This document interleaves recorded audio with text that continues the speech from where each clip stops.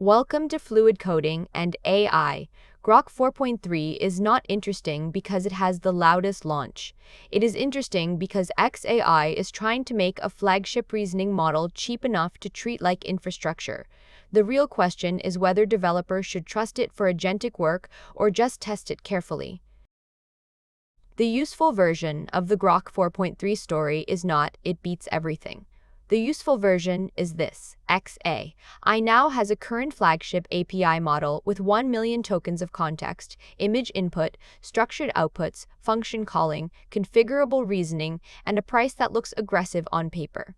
By the end, you should know where that matters, where the bill can hide, and where the benchmark results say caution is still earned. The official xAI model page positions Grok 4.3 as its most advanced flagship model. The concrete details are what matter: text and image input, text output, a 1 million token context window, function calling, structured outputs, and reasoning settings that can be none, low, medium, or high. The model name is Grok 4.3. The aliases include Grok 4.3 latest and Grok latest, which matters when you pin versions in production.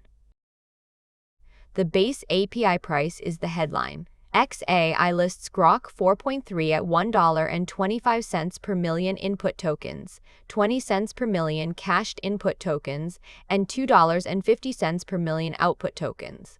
That is the reason developers will notice it. If you are running agents, code review loops, document analysis, or large test batches, token price can decide whether an experiment stays cheap enough to repeat. But base token price is not the whole bill.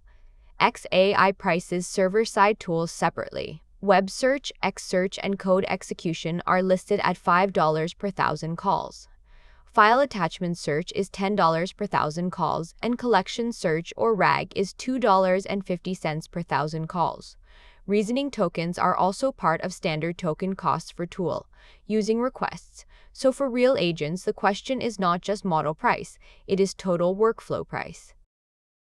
The 1 million token context window is real in the official docs, and that is useful. It can help with big logs, long documents, messy requirements, and larger codebase slices. But long context is not a replacement for retrieval discipline. The pricing docs call out higher rates above the 200,000 token context tier, and even when a model can read more, it can still miss the detail that matters.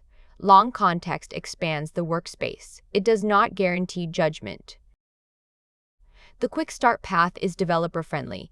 xAI shows native SDK usage, and it also shows an OpenAI-compatible client pointed at the xAI API base.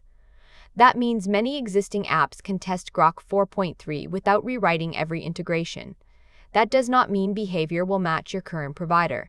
It means the first experiment is easier. The serious work is still measuring outputs, failures, latency, retries, and cost in your own workload. Grok 4.3 is not just being sold as a chat model. The feature list points toward agent workflows, function calling, structured outputs, configurable reasoning, web search, xSearch, code execution, file search, collection search, RAG, and remote MCP tools. That is the more interesting competitive move.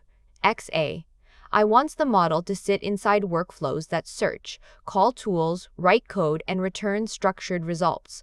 The model quality bar is higher there because mistakes can become actions. Now the benchmark evidence. In this workspace's first-party LLMBench run through OpenRouter, the model slug was xAI/Grok 4.3. It handled 93 cases and scored 1584 out of 2172, which is 72.93%. That number is useful, but it is not a market ranking. It is one reported run through one provider path on this channel's benchmark suite. The strongest signal was easy coding. It scored 485 out of 500 on easy coding cases and passed practical tasks like a word counter, date range validator, JSON config merger, Slugify function, notification engine, to-do API, notes permissions, and workflow orchestrator. Data interpretation also looked comparatively strong at 10 out of 12. Planning operations and quantitative reasoning both landed at 9 out of 12. That is enough to justify testing it for practical developer workflows. The failure pattern matters more than the headline score. Hard coding was uneven. The job queue case scored 25 out of 100. Order pricing and webhook receiver each scored 45.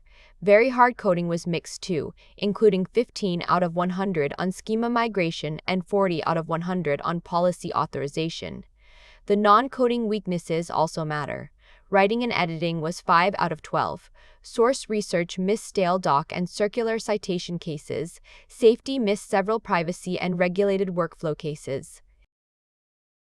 For teams, the security details are not optional. xAI's security FAQ says it does not train on API inputs or outputs without explicit permission. It also says standard API requests and responses are stored for 30 days for abuse and misuse auditing, unless zero data retention is enabled. Zero data retention is listed as an enterprise feature, and it removes server-side state features that depend on stored conversation history. So small teams should assume standard retention unless their account proves otherwise. There is also a voice story, but it should not be mixed into the model claim. xAI's custom voices docs say custom voices are available in the United States except Illinois, can be used across text-to-speech and voice agent, Oz, are scoped to a team and can be created from reference clips up to 120 seconds. The API endpoint for creating custom voices is enterprise only. For product builders, that is interesting. For safety and compliance, it also demands consent and careful handling. So who should test Grok 4.3? If you need low-cost, long-context, OpenAI-compatible integration, structured outputs, function calling, and server-side tools, it belongs in your evaluation queue. Who should wait? Teams that need polished writing, high-stakes source research, regulated data handling without enterprise controls, or autonomous coding agents that must survive hard-edge cases. The benchmark does not say avoid it. It says do not skip your evals. My practical verdict is simple. Grok 4.3 is worth testing where cost, context, and tool use matter. It is especially interesting if your current bottleneck is the price of repeated agent runs. But do not treat the launch sheet as proof of production reliability. Use your own tasks, your own data sensitivity rules, and your own failure budget. Cheap infrastructure is valuable only when the errors are understood. If this helped to separate the Grok 4.3 signal from the launch noise, like the video and subscribe to Fluid Coding and AI. We will keep testing the models the way developers actually use them.